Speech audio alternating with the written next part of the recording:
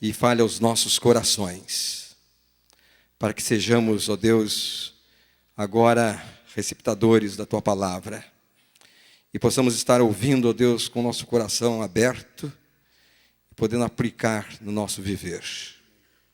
Nós pedimos a Tua bênção, no nome de Jesus. Amém. Boa noite a todos. Você está vivo depois dessa viagem missionária que você realizou hoje à tarde? Quantos fizeram a viagem missionária aqui? Deixa eu ver. Não, pode falar a verdade. Levanta a mão aqui, eu quero ver. Aí, viagem missionária para o Paraguai. Quem foi para o Paraguai? Levanta a mão. Ah, agora você entendeu. Tá bom. Queria começar dizendo para você o seguinte. Você recebeu, está aí no seu banco, esse folheto, Drogas Nunca Mais, tá? Esse é um projeto que a nossa igreja, o Instituto Cargolif, desenvolve já há 10 anos, de uma casa de recuperação. E nós queríamos divulgar para você que tem lidado com essa problemática que tem sido muito intensa no nosso país todo, de dependência química, e precisa de um lugar para internar alguém para esse projeto de libertação. Então, queríamos oferecer esse lugar.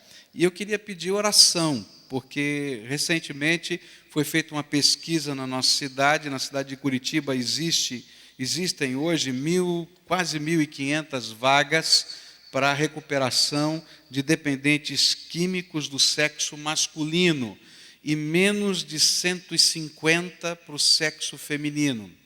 E eu estou assim com o meu coração apertado. Onde eu passo eu peço oração, que eu quero abrir uma casa feminina agora. Você pode orar por isso? Quem vai orar por mim por isso? Levanta a mão aí, quero ver, tá? Mesmo, tá? Porque Deus tem que abrir, tem tantas necessidades nessa área e eu queria contar com a sua oração. Se você precisa de alguma informação sobre esse projeto, o pastor Diego está aqui, onde é que ele está? Está aqui? Ali, ele é baixinho, mas ele está de pé lá, tá? E aí você pode olhar para ele, ele pode te dar mais informações. Eu queria que você abrisse a sua Bíblia, no segundo livro de Reis, capítulo 6, versículos de 8 em diante. Segundo livro de Reis, capítulo 6, versículos de 8 em diante. E eu queria meditar nesse trecho da palavra de Deus. Segundo livro de Reis, capítulo 6, versículos 8 em diante. Diz assim a palavra do Senhor. Ora, o rei da Síria estava em guerra contra Israel, e depois de reunir-se com os seus conselheiros, disse: montarei o meu acampamento em tal lugar. Mas o homem de Deus mandava uma mensagem ao rei de Israel: evite passar por tal lugar, pois os arameus estão descendo para lá. E assim o rei de Israel investigava o lugar indicado pelo homem de Deus.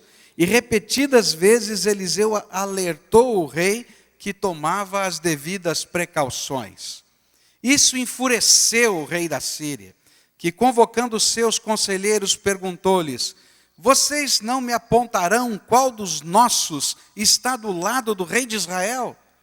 E respondeu um dos conselheiros: nenhum de nós, majestade. É Eliseu, o profeta, que está em Israel, que revela ao rei de Israel até as palavras que tu falas em teu quarto. E ordenou o rei: descubram onde ele está, para que eu mande capturá-lo. E quando lhe informaram que o profeta estava em Dotã, ele enviou para lá uma grande tropa, com cavalos e carros de guerra. E eles chegaram de noite e cercaram a cidade. O servo do homem de Deus levantou-se bem cedo pela manhã, e quando saía, viu que uma tropa com cavalos e carros de guerra havia cercado a cidade. E ele então exclamou: ah, meu senhor, o que faremos? E o profeta respondeu: não tenha medo. Aqueles que estão conosco são mais numerosos do que eles. E Eliseu orou: Senhor, abre os olhos dele para que veja. E então o Senhor abriu os olhos do rapaz, que olhou e viu as colinas cheias de cavalos e carros de fogo ao redor de Eliseu. E quando os arameus desceram na direção de Eliseu, ele orou ao Senhor: fere estes homens de cegueira. E então ele os feriu de cegueira, conforme Eliseu havia pedido. E Eliseu lhes disse: este não é o caminho, nem esta é a cidade que procuram. Sigam-me, e eu os levarei ao homem que vocês estão procurando. E os guiou até a cidade de Samaria. E assim que entraram na cidade, Eliseu disse: Senhor, abre os olhos destes homens para que possam ver.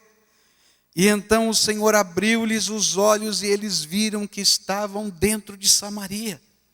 E quando o rei de Israel os viu, perguntou a Eliseu: devo matá-los, meu pai? Devo matá-los? E ele respondeu: não. O rei costuma matar prisioneiros que captura com a espada e o arco. Ordena que lhes sirvam comida e bebida e deixem que voltem ao seu senhor. E então o rei preparou-lhes um grande banquete. E terminando eles de comer e beber, mandou-os de volta para o seu senhor. E assim as tropas da Síria pararam de invadir o território de Israel. Que tremendo, né? Eu não sei o que você sente quando lê esses textos, ou esse texto da palavra de Deus, mas o meu coração vibra diante de uma coisa tremenda. Deus fala, Deus age, Deus se revela poderosamente nessa terra. É isso que eu entendo quando eu leio esse trecho. E eu fico pensando nos desafios do mundo de hoje. E qual seria a maior resposta de Deus para o mundo de hoje? A gente está falando de transformar a cidade, a gente está falando sobre como nós podemos fazer diferença nessa terra. E para mim, à luz da palavra de Deus, a maior resposta de Deus para os desafios de um determinado tempo são os homens e as mulheres que Deus levanta como seus servos para aquele momento histórico. E eu quero dizer para você hoje uma coisa tremenda. Você é a resposta de Deus para esse tempo. Olha para quem está perto de você, olha para trás ou para frente. E diz assim, você é a resposta de Deus para esse tempo. É. Agora a minha pergunta para você que ouviu isso. Você acredita no que você ouviu? Eu acredito, de todo o meu coração. Agora, quando você vai ser a resposta de Deus para esse tempo? Quando você for um homem ou uma mulher de Deus nessa terra. Somente quando você e eu formos homens e mulheres de Deus nessa terra, nós seremos a resposta de Deus para esse tempo. E sabe, quando eu olho para esse mundo e o que está acontecendo nessa terra, eu vejo que o mundo tem falta de homens e mulheres cheios do Espírito Santo de Deus. Por isso, eu creio que você, meu irmão, é a resposta de Deus para os desafios desse tempo, na medida em que você esteja aberto para ser alguém cheio do Espírito de Deus, para ser o homem de Deus e a mulher de Deus no lugar em que Deus te colocou. Quando eu olho para esse texto, eu descubro que existem alguns aspectos da missão de um homem de Deus no lugar em que ele está inserido, que eu preciso reavivar no meu coração. Se eu quero ser a resposta de Deus para esse tempo, no lugar em que Deus me colocou, tem alguns aspectos da missão que precisam ser reavivados no meu coração. Primeiro aspecto da missão que precisa ser reavivado, vai aparecer nos versículos de 8 a 12 do nosso texto. Ora, o rei da Síria estava em guerra contra Israel, e depois de reunir-se com seus conselheiros, disse: montarei o meu acampamento em tal lugar. Mas o homem de Deus mandava uma mensagem ao rei de Israel: evite passar por tal lugar, pois os arameus estão descendo para lá. E ali, nessa conversa toda que nós já lemos, ele chega à conclusão de que tem um homem de Deus, que era os ouvidos e os olhos espirituais sua nação. E aquilo que acontecia lá na tenda do inimigo, ele sabia, porque ele discernia a vida e as circunstâncias à luz do poder e da graça do Senhor. Tudo era tramado por Ben-Hadad II, e Deus fazia Eliseu saber o que estava sendo tramado. E ele corria lá para o rei Jorão e contava, e toda a nação era abençoada pelo discernir espiritual daquele homem de Deus. Era tão sério isso, tão sério, que os oficiais do rei da Síria, que adoravam um outro Deus e que não criam no Deus Jeová, diziam: há um homem de Deus, há alguém que serve ao Deus deles, que sabe tudo o que o Senhor fala até no seu quarto. É algo extraordinário, não dá para explicar, é algo do poder de Deus.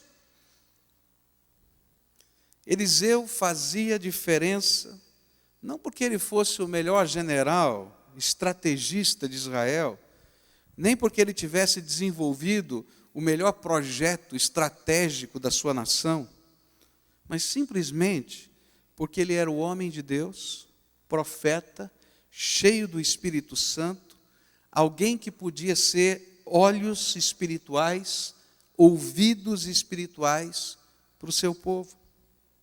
E ele falava somente o que Deus lhe mostrava. Ele falava somente o que Deus mostrava. E, meus queridos, era mais do que suficiente para abençoar aquela nação.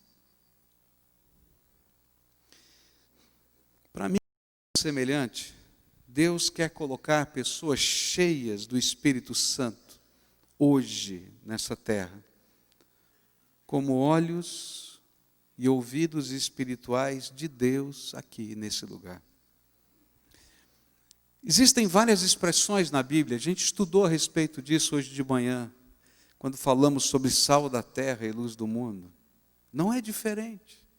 O que Jesus estava dizendo era a mesma coisa, que Deus quer colocar homens e mulheres cheios do Espírito Santo que discernam esta vida, os problemas que estão acontecendo nas casas, nas famílias, na sociedade, nas escolas, sobre uma ótica diferente da psicologia, da sociologia, da política, e vão dizer: Deus diz isso.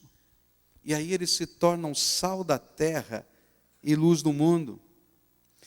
E as pessoas começam a que esses homens e mulheres são simples, gente completamente simples, gente que confunde a sabedoria dos sábios, simplesmente porque eles revelam algo que não é humano, é graça e poder do Todo-Poderoso na terra. E na medida em que estas pessoas simples vão discernindo a vida, vendo e ouvindo, e explicando as coisas sobre uma ótica diferente, da graça de Deus e do poder de Deus, algo tremendo de Deus começa a acontecer naquele lugar. E é assim que funciona.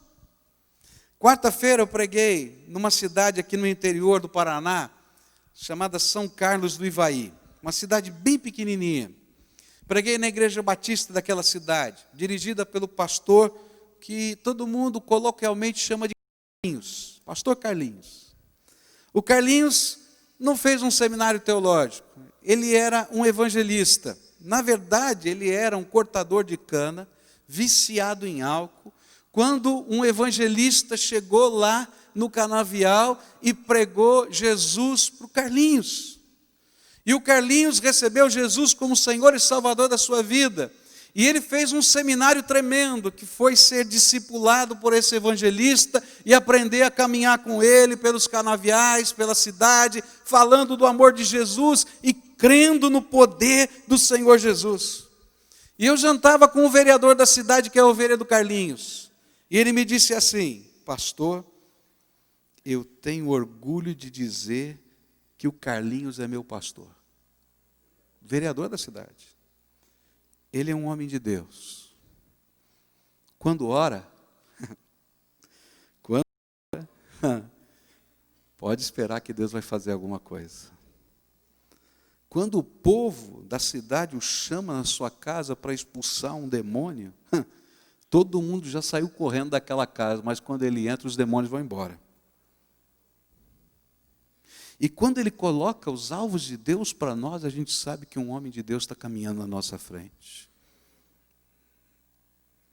Queridos, Brasil, Paraná, a minha cidade, a sua vizinhança, precisa de gente como Carlinhos.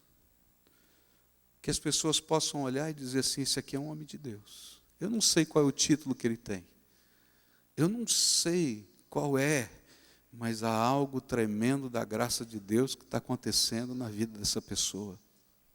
E aí essa pessoa começa a ser olhos de Deus e ouvidos de Deus que ajudam as pessoas que estão ao seu redor a discernir a vida sobre a ótica da presença do Deus vivo.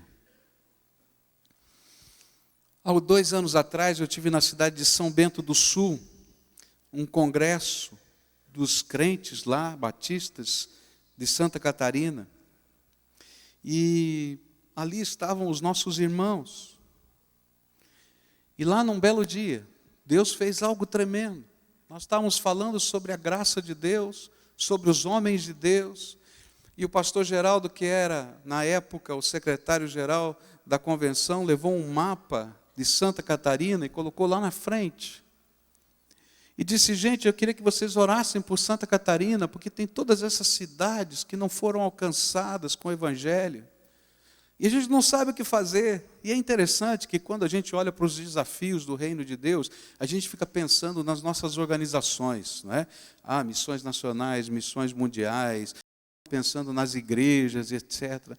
E Deus começou uma obra gostosa naquele encontro, de ministração da graça de Deus, tão gostosa, tão natural, onde Deus levantou lá no nosso coração um sentimento. Quem são os homens de Deus? Homens e mulheres. Eu não estou falando de igreja, eu não estou falando de organização, eu estou falando de gente simples, como você, como eu, cada um de nós, que Deus pode levantar para ser um homem de Deus numa dessas cidades, e que se responsabilizem espiritualmente por essas cidades. E aí começaram a se levantar alguns homens e algumas mulheres, gente simples, e dizia, essa cidade está a 10 quilômetros da minha cidade, eu vou me responsabilizar espiritualmente por essa cidade. Ia lá no mapa e escrevia o seu nome. E orava por aquela cidade. E dizia, Deus, eu hoje sou diante dos teus olhos o homem de Deus que levantou para essa cidade. Eu não sei o que vai acontecer. Eu não tenho nenhuma organização por trás de mim. Eu não tenho absolutamente nada. Eu só ouvi a tua voz para saber que eu sou o homem de Deus. A mulher de Deus para esse lugar. Nem morava lá. 2 semanas atrás eu fui pregar em Camboriú. E o pastor de uma das igrejas batistas de Santa Catarina disse assim, Pascoal, você sabe o que aconteceu depois daquele congresso? Eu falei, não, eu nunca mais voltei aqui. Ele disse assim, aqueles homens que escreveram os seus nomes naquelas placas, eles assumiram a responsabilidade por aquelas cidades, aquelas mulheres. Já existem 10 igrejas que foram plantadas e várias outras estão nascendo, porque os homens de Deus estão espalhados pela nossa terra. Meus irmãos, a resposta de Deus para esse tempo não é uma organização, não é uma liturgia, não é um programa, não é um sistema. São homens e mulheres cheios do Espírito Santo, que creiam que Deus pode ajudá-los a discernir a vida, os problemas e revelar coisas tremendas da sua graça. E que por causa disso se responsabilizem por pessoas, por lugares e digam, Senhor, sou eu, estou aqui. Nessa mesma cidade, em São Carlos do Ivaí, eu jantei na casa de uma irmã. Ela é diretora da escola da cidade. E aí as pessoas me diziam, olha, a organização mais séria dessa cidade é a escola municipal que essa mulher dirige. Uma mulher de Deus. Mas eu não sabia que ela era diretora da escola. Quando eu cheguei lá, um pouquinho antes culto, eles foram me servir um café. E aquela irmã me colocou lá à mesa de café e já estava preparando o jantar. Não sei por que elas acham que o pastor come tanto, né? Eu acho que é porque come mesmo, né? E aí eu vi que na sala dela tinham 2 máquinas profissionais de costura, uma de overlock e outra de costura reta, e tinha uma outra que estava num outro lugar de costura reta dupla. E eu pensei, essa mulher deve ser costureira. Aí eu falei, minha irmã, estou vendo as máquinas aqui, tem uma fábrica aqui, como é que funciona? Ela deu uma risadinha e disse assim, é mesmo, pastor, tem mesmo, tem uma fábrica, chama-se Fábrica Dorcas. Falei, por quê? Porque Deus colocou um peso no meu coração pelas crianças da nossa cidade que não tem roupa. E eu sou professora, sou diretora da escola, mas de noite eu venho para casa, 2 anos, eu nunca tinha usado uma máquina dessa, e eu comecei a aprender a usar overlock, a usar essa linha reta, e algumas irmãs começaram a se juntar. E agora eu recebo doações, e algumas vezes eu compro retalho de roupa, e a gente distribui essas roupas. E aí o Carlinhos disse que essa fábrica chama Dorcas, porque era Dorcas que fazia isso na Bíblia. E eu disse, minha irmã, mas como? Deus colocou um peso no meu coração e eu sou responsável por essas crianças. Meu Deus, não tem nenhuma organização por trás, não tem nada. Tem uma mulher de Deus, que trabalha o dia inteiro, que tem um monte de responsabilidades, mas que ela sabe que é mulher de Deus.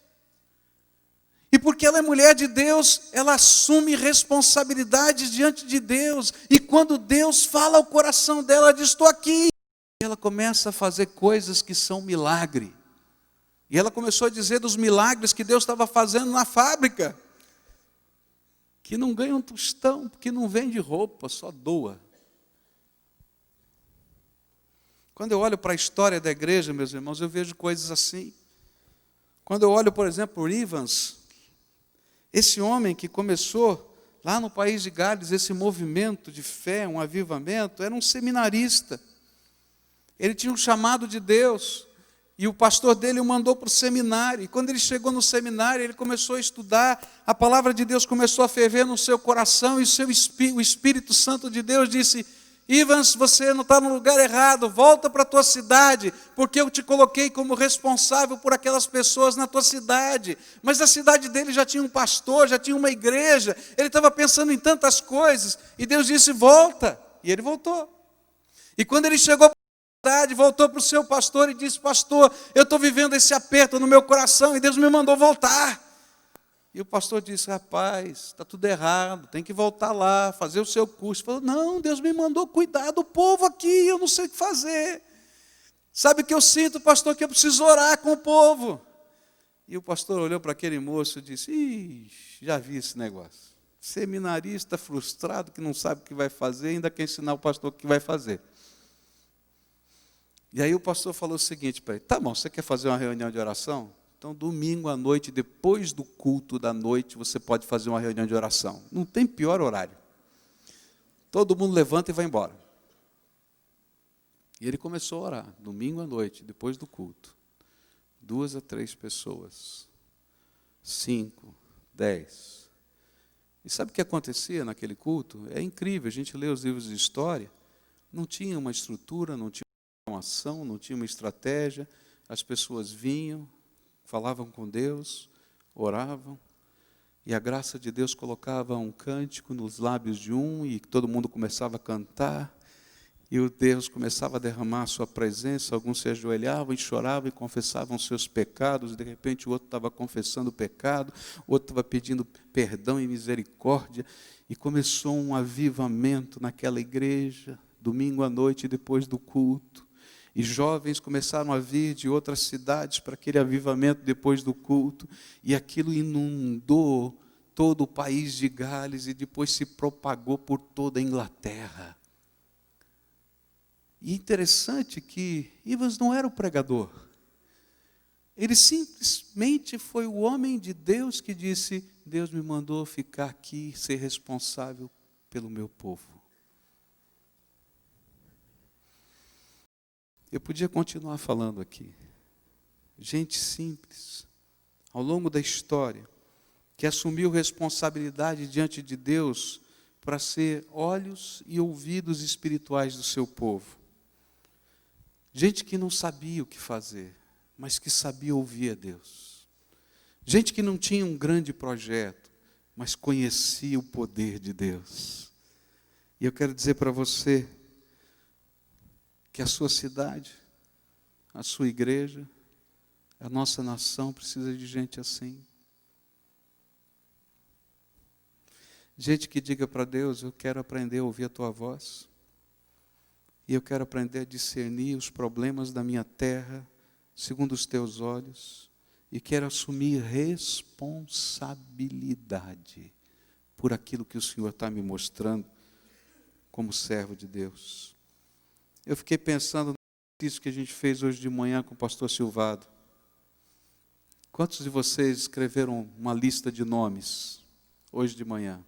Escreveu uma lista de nomes? Sabe o que a gente esquece? É que esses nomes não foram escritos simplesmente porque você lembrou deles. É porque Deus está dizendo uma coisa que a gente não gosta de ouvir e não quer ouvir. Eu te fiz responsável espiritualmente por essas vidas. E quando a gente começa a orar, e quando a gente começa a chorar por essas pessoas, e quando a gente começa a se comprometer com Deus por elas, Deus faz milagres. Porque a obra de Deus é um milagre. E se não for um milagre, não veio de Deus. Porque Deus não divide a sua honra e a sua glória com ninguém. Segunda coisa que esse texto me ensina, vai vir dos versículos 13 a 17. É interessante que quando o inimigo descobre que tem um homem de Deus que está discernindo espiritualmente a vida, ele vai em ataque a esse homem de Deus. E ele então reúne o seu exército, ele tem o discernimento que às vezes nós não temos. O discernimento que a batalha é espiritual. E ele vai enfrentar o homem de Deus, porque ele sabe que se for derrotado o homem de Deus naquela nação, aquela graça de Deus não vai se espalhar naquela terra. E isso acontece na minha vida e na tua vida. Às vezes nós somos entulhados e somos atrapalhados de várias maneiras para não fazer a obra de Deus, porque o inimigo sabe que a batalha é espiritual. Nós às vezes não sabemos. E aí então ele coloca todo o seu exército, a melhor, a nata do exército, a companhia delta do exército da Síria vai para lá. Todos eles, carros de guerra, e eles vão para prender um homem, desarmado, Eliseu. Mas eles temiam aquele homem, porque aquele homem era homem de Deus. E é interessante que o empregado, o servo de Eliseu, está morrendo de medo. E ele diz: meu Senhor, o que a gente vai fazer? Os exércitos do inimigo estão à nossa volta, parecendo muito crente. Crente é assim, quando a gente vai para a obra de Deus, ai, agora está tão ruim, aí vem a coisa daqui, coisa de lá. Não entende as coisas do reino. E aí eu acho tremendo, porque a segunda lição que eu aprendo é que se o homem de Deus precisa ser os ouvidos e os olhos espirituais para discernir e ajudar a nação e o povo dele a entender as coisas do reino, o homem de Deus sempre precisa viver em dois mundos. E ele precisa levar o seu povo a viver em dois mundos. Ao mesmo tempo que ele está com o seu pé firmado no chão, na terra, na realidade do seu contexto, ele está vendo as carruagens de fogo do céu que já desceram para a batalha que não é dele, é do Senhor. E ele não somente consegue ver, mas ele consegue ajudar o seu povo a enxergar os dois mundos. E é exatamente isso que acontece. E a hora que aquele empregado está morrendo de medo, ele diz: Senhor, abre os olhos do meu servo. E aquele servo começa a enxergar o que ele não podia ver antes. Carruagens de fogo do céu. As mesmas carruagens que um dia tinham levado Eliseu ao céu. E que Elias ao céu. E que Eliseu tinha visto isso acontecer diante dos seus olhos. E ele sabia que era o exército de Deus que estava ali à sua volta. Tremendo. E aí a gente começar a entender essa realidade espiritual que está à nossa volta. Nós estamos discernindo espiritualmente as coisas, nós assumimos responsabilidade, mas nós fazemos a obra debaixo da autoridade e do poder que vem do céu, senão ninguém pode fazer nada. Eu me lembro que quando estava na Espanha, fui num museu e vi os quadros de um pintor espanhol chamado El Greco, e ele pintou os 12 apóstolos. E o Cicerone, que ia mostrando os quadros, ele disse assim, há uma peculiaridade nesses quadros. É que El Greco pintou esses quadros e usou como modelo para pintar os quadros os loucos do manicômio da sua cidade. E aí todo mundo ficou cochichando ali, mas como assim, usou os loucos? Ele disse assim, uai, que outros homens na face da terra poderiam ter a expressão de quem vê o invisível? Só os loucos. E eu fico pensando o seguinte, sabe quem vai fazer diferença? Aqueles que Jesus disse que nós seríamos chamados de loucos nesse mundo. E que a nossa loucura ia confundir o quê?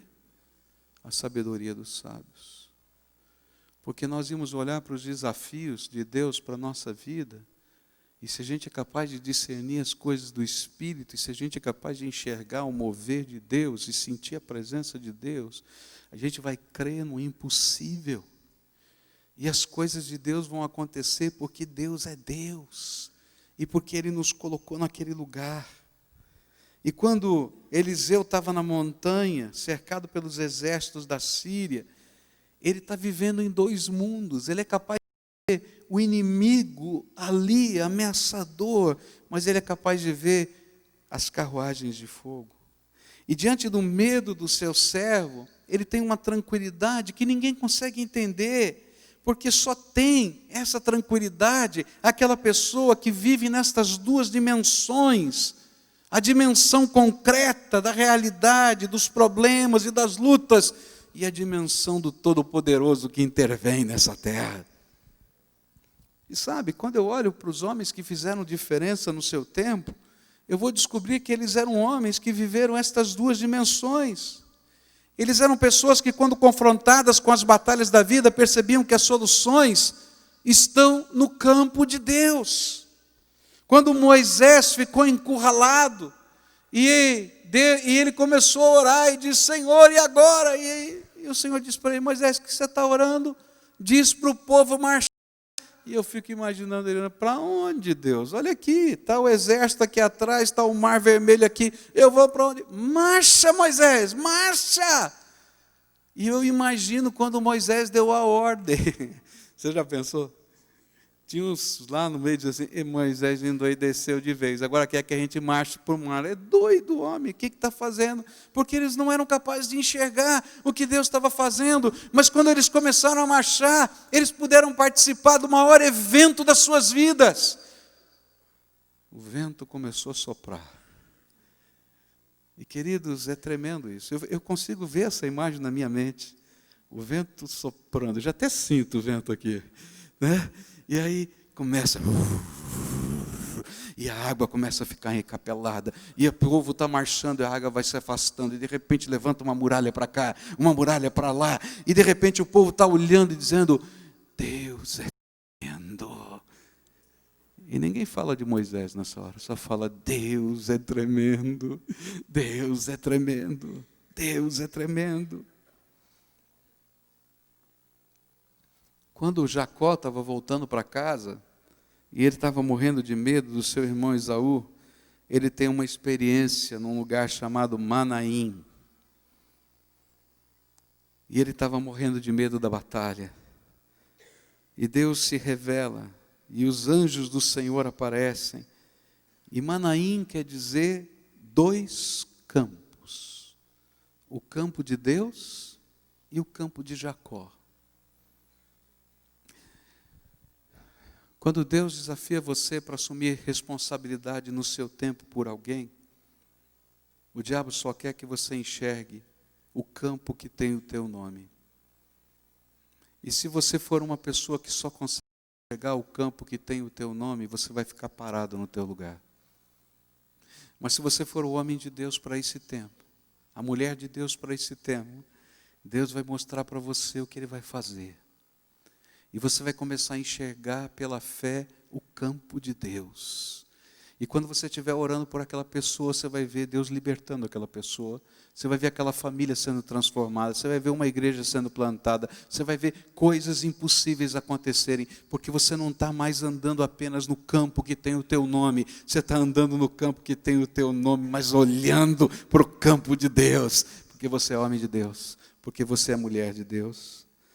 Quando Ezequias foi orar, meu pai, 185 mil homens se colocam em torno da cidade de Jerusalém para atacá-la. Eles estão cercados, não tem saída, não tem poder bélico para enfrentar aquela batalha. E ele se prende nas pontas do altar, e ele começa a orar e dizer: Deus, e agora? Como é que vai ser? E Deus manda Isaías, e diz para ele: olha, amanhã, é só quem vê o campo de Deus pode dizer isso, amanhã, sem você ter usado nenhuma arma, o exército da Assíria estará destruído. 185 mil homens. E a Bíblia diz que o anjo do Senhor passou naquela noite. O anjo do Senhor passou naquela noite. E uma peste envolveu aquele lugar. Morreram milhares de homens, e os que não morreram fugiram daquele lugar, de medo, de pavor. Registros arqueológicos contam essa história na versão dos assírios. E sabe o que é que diz lá? Que uma peste de ratos invadiu o acampamento dos assírios, roeu a corda dos arcos, comeu a comida deles, e uma grande peste invadiu aquele lugar. E eu fico pensando, o que é ser um homem de Deus nessa terra? O que é andar nos dois mundos?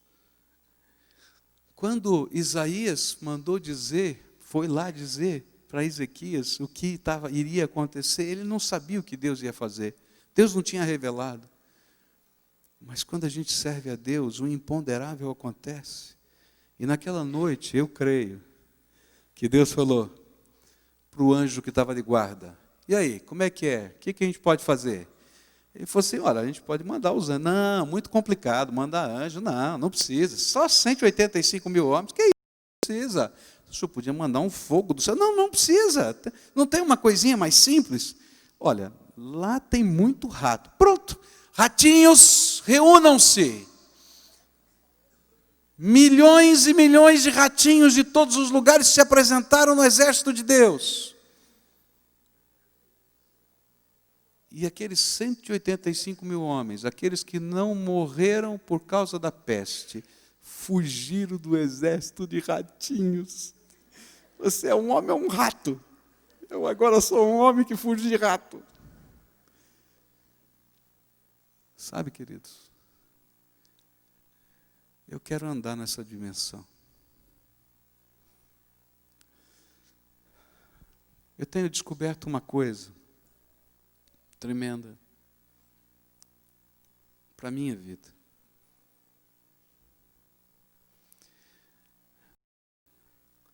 Não vai ser a minha estrutura que vai fazer a obra de Deus. Nem serão os cursos que eu venha fazer que vai fazer a obra de Deus. Porque Deus quer usar gente simples, bem simples, que queira ouvir a voz dEle, se responsabilizar pelos desafios que Ele tem e que queiram ver o poder dEle agindo nessa terra. E eu temo muito, porque muitos de nós estamos tremendamente acomodados. Como o Silvado falou, hoje pela manhã, a gente sabe tudo a respeito de Deus. Mas a pergunta que eu tenho é: você conhece o poder de Deus na tua vida? Você é o homem que crê que você pode casa, orar por um doente, que Jesus vai fazer um milagre, só porque Ele é Deus. Não é porque você é poderoso, tem poder na tua mão, não. Você é aquela mulher que crê que você pode falar para um bêbado na sarjeta que Jesus transforma e que você vai ver aquela pessoa transformada, porque Jesus é poderoso para fazer isso. Você é aquele jovem que crê que o Deus dos impossíveis vai com a gente nos lugares sobre os quais Ele coloca um peso de responsabilidade na nossa alma. Eu fico impressionado com Efésios capítulo 1, versos 18 e 19. Eu acho que essa tinha que ser a minha oração e a sua oração. Paulo diz assim: olha, eu já sei, vocês já foram convencidos pelo Espírito, quando creram na palavra do Evangelho, foram selados pelo Espírito Santo da promessa. Mas aí, a partir do verso 15, ele começa a fazer uma oração e ele diz assim: mas eu oro por vocês, para que Deus lhes dê o espírito de revelação, para que Ele dê o espírito de conhecimento. E o verso 18 diz assim: sendo iluminados os olhos do vosso coração, para que saibais qual seja a esperança da sua vocação, e quais as riquezas da glória da sua herança nos santos, e qual a suprema grandeza do seu poder para conosco, os que cremos, segundo a operação da força do seu poder. E termina esse texto de uma maneira incrível. Meu tempo já terminou. Mas termina de uma maneira incrível, porque o milagre acontece, o inimigo está vencido, ele é cegado pelo poder de Deus, e inimigos experimentados entram dentro da cidade fortalecida de Samaria,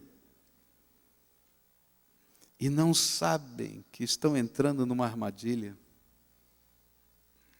É tão incrível, que o rei de Israel não sabe o que fazer, mas ele sabe que tem um homem de Deus naquele lugar. E diz: posso matar esse povo, ai que coisa boa, hoje esses inimigos vão ver. E aí o homem de Deus faz outra vez o imponderável, porque ele está vivendo não no mundo dele, mas no mundo de Deus também. Não, rei, você vai fazer um banquete, uma festa. E aí parece o Salmo 23, né?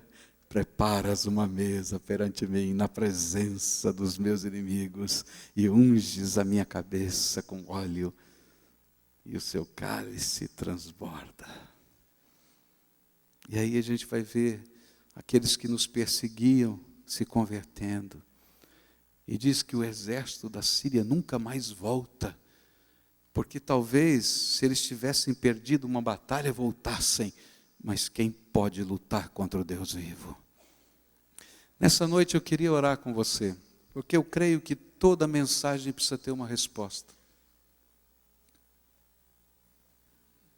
Porque a grande tentação que eu sofro é ouvir uma mensagem, saber que Deus falou comigo e ir embora. E daqui 10 minutos eu esqueci o que Deus falou comigo.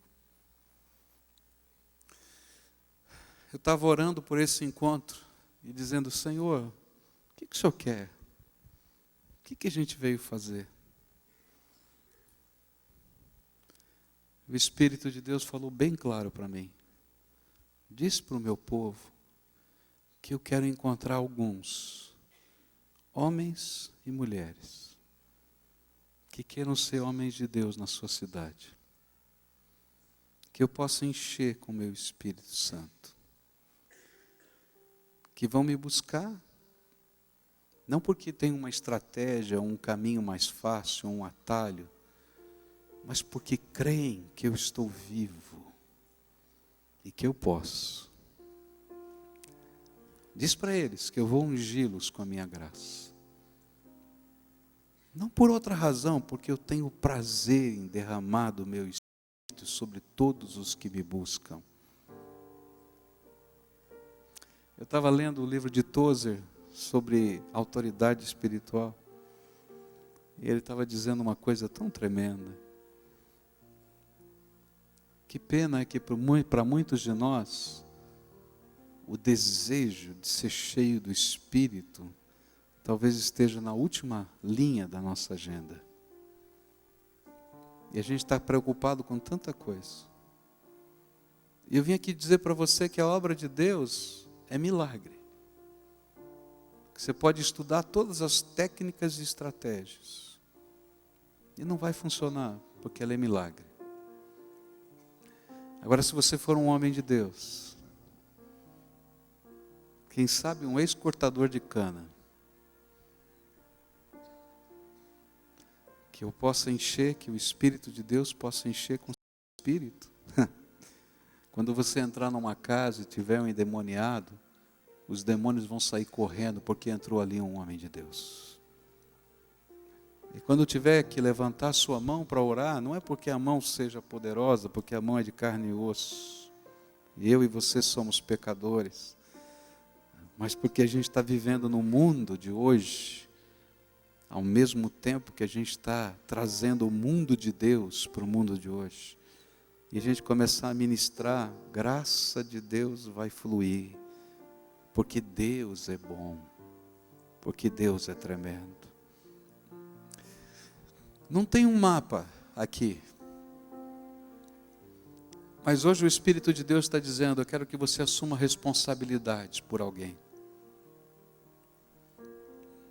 Pastores, vocês não são pastores apenas da igreja que vocês estão. Ah, Jesus, abre os olhos do teu povo para enxergar que eles são pastores daquela cidade, daquele bairro, daquelas pessoas. Anda por aquele lugar e tenta sentir o que Jesus sente por aquelas pessoas. Homem de Deus, você não mora nessa casa ou naquele apartamento à toa. Deus te pôs lá. Você não trabalha naquele emprego por alguma outra razão, só para você, quem sabe, se sustentar melhor. Deus te colocou lá porque você é homem de Deus, mulher de Deus. Deixa o Espírito de Deus fluir. E diz para Deus, eu vou assumir responsabilidades hoje por fulano, por Beltrano, por Ciclano, por esse bairro, por essa cidade. Josué estava me falando que tem uma ovelhinha dele, que é um evangelista, está discipulando não sei quantas pessoas, já está com 3 células abertas. E quando escreve um e-mail, ele diz assim, fulana de tal, eu não me lembro o nome dela, líder de multidões. Ele diz amém. Graças a Deus por essa moça que eu não sei o nome, porque ela sente o peso no seu coração de ser mulher de Deus para uma multidão, que ela nem sabe o nome, mas ela sabe que Deus tem um projeto para ela. E eu queria orar por você hoje, uma oração séria, de entrega. Eu tenho aprendido que a unção de Deus não é para ficar guardada numa bateria espiritual na nossa casa. Você quer ser cheio do Espírito? Então você tem que assumir responsabilidade do reino, porque Deus vai dar a medida da sua unção de acordo com a responsabilidade que você assume. E se você quer ver milagres, Ele não quer que você participe de um show pirotécnico, Ele quer que você entre com Ele, nos projetos dEle. E aí você vai ser sócio de Deus dos milagres. E hoje Deus quer fazer alguma coisa na tua vida. Você não veio aqui por acaso. Deus quer fazer alguma coisa na tua cidade, no teu bairro, no teu emprego. Eu tenho uma ovelha minha que levou para um retiro de casais 120 pessoas da empresa dele. Chegou para mim e disse, pastor, o senhor tem que pregar num retiro de casais. Eu falei, meu irmão, eu estou com a agenda lotada, mas eu estou com 120 pessoas. Onde você arrumou 120? São os meus colegas de trabalho. Eu falei, mas como é que você arrumou 120 colegas de trabalho? Numa grande empresa. E eu segunda-feira tenho uma célula, terça-feira, quarta-feira, quinta-feira, sexta-feira, todos os dias da semana, na hora do almoço, eu sento com um grupo deles para orar e ler a Bíblia. E aí nós dissemos, todos os nossos grupos, vamos fazer um retiro para as nossas esposas poderem conhecer o que a gente está aprendendo. E disseram, tá bom. Eram 60, viramos 120. Mas não tem problema, pastor, o senhor não pode? Eu vou. Eu vou convidar mais alguém, mas eu vou. Porque eles são as minhas ovelhas. Eu amei mais ainda aquele homem. Aquele é homem de Deus. Agora não é só ele. Ele quer fazer isso com todos os seus filhos. A mão de Deus não está encolhida que não possa abençoar. Quer isso para a tua vida? 2 coisas. Assume responsabilidade com Deus. Quem é que Deus está te mostrando? Diz, Senhor, eu hoje pela fé quero assumir diante do Senhor. Não é diante de uma organização. Não é diante de um pastor. Que eu sou responsável espiritualmente por fulano, por Beltrano, pela rua tal, pelo bairro tal. E eu vou começar a buscar a tua face. Eu quero ser cheio do Espírito para ver a tua obra acontecer. E daqui a algum tempo a gente vai se encontrar. E você vai me dizer o que Deus fez na tua vida. Porque é Deus quem faz. Quer fazer isso? Quer? Vamos orar junto? Se o Espírito de Deus te chama para assumir responsabilidade. Eu não tenho tempo agora para chamar você na frente. Mas eu vou pedir para você ficar de pé. E nós vamos pedir a Deus para ungir a tua vida. E nós vamos pedir a Deus para Deus fazer milagres através da tua vida. E nós vamos pedir para Deus derramar do seu Espírito Santo. E eu queria que você colocasse diante de Deus alguns nomes, pessoas que Deus está te fazendo lembrar, lugares, ruas, gente, empresas, ministérios, alvos, coisas grandes e pequenas, tanto faz. Porque não é tua obra, é obra de Deus. E obra de Deus é milagre. Tem alguma coisa grande demais para Deus? Tem? Tem. Deus é bom. Agora a gente vai orar. E eu vou pedir para Deus te ungir com o Espírito Santo. Agora, eu quero te dizer uma coisa. Alguns de nós, para Deus ungir, Ele vai ter que quebrar. Tem algumas coisas que estão tão arraigadas na nossa vida, que Deus não consegue mudar. E você vai sofrer a tentação de voltar para casa e continuar fazendo e vivendo do mesmo jeitinho. E a primeira coisa que eu vou pedir é para Deus quebrar essas coisas na tua vida. Se você não quer essa oração, senta. Porque eu vou pedir isso. Mas eu vou pedir que Ele encha esse buraco que vai ficar com o Espírito Santo dEle.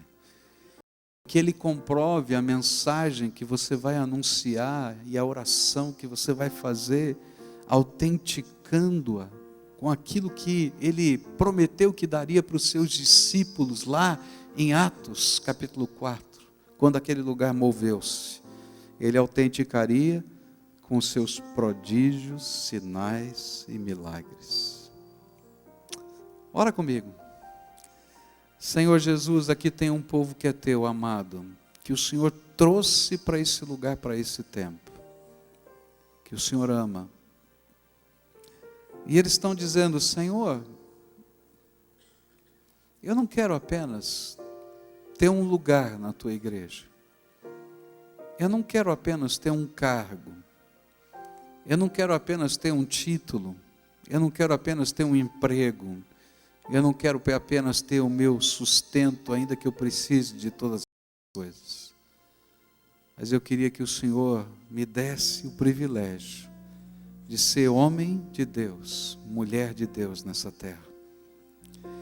E diante do Senhor eles estão dizendo, Pai, aquelas pessoas, aqueles lugares que o Senhor me revelou agora, que na verdade o Senhor já tem falado comigo e eu tenho resistido. Eu assumo diante do Senhor responsabilidade. E eu quero dizer, eu aceito, Senhor, o desafio de ser homem de Deus e mulher de Deus nesses lugares e para essas pessoas. E eu quero te confessar que eu me sinto incapaz, impotente, eu não sei o que fazer. eu não tenho um plano estratégico. Mas eu creio que o Senhor falou comigo. E que isso que está acontecendo é do Senhor. Então agora, eu te pedir em nome de Jesus, que tudo que impede estas pessoas de serem homens e mulheres de Deus nessa terra, agentes de transformação do reino, que fazem diferença em todas as áreas, como a gente aprendeu hoje de manhã, na prosperidade, na vida, na família, em todos os lugares. Que seja agora quebrado em nome de Jesus, e que o Senhor possa moer essas coisas em nome de Jesus, mas que o Senhor derrame do teu Espírito, e que quando eles falarem, eles falem na autoridade do Espírito, e quando orarem, orem no poder do Espírito, e quando o Senhor anunciarem as coisas grandiosas do Senhor, o Senhor mesmo autentique essa mensagem, com a presença, com o poder e com o teu propósito sendo revelados. Que esses teus filhos possam voltar como voltaram aqueles teus discípulos, dizendo: Senhor, que coisa tremenda! Coisas tremendas estão acontecendo. E o Senhor vai dizer: a mais de todas é que teu nome está escrito no livro da vida, e você é homem e mulher de Deus. Enche com o teu Espírito, Senhor, e faz o teu exército andar. Move o teu exército, move, Senhor, em todas as direções, em todos os lugares, nas grandes cidades, nas pequenas, nas vilas, nas aldeias. Faz o teu povo, o teu povo, o teu povo, seu povo de Deus que está peregrinando nessa terra e que sabe que eles fazem parte de duas cidades, aonde estão e a celestial. Glorifica o teu nome, Senhor. E que talvez a gente não se lembre dos nomes das pessoas, porque isso não importa, mas que a gente possa, Senhor, dizer do que o Senhor está fazendo nessa terra, através de gente simples, como nós que estamos aqui. Senhor, usa, é aquilo que nós oramos, em nome de Jesus.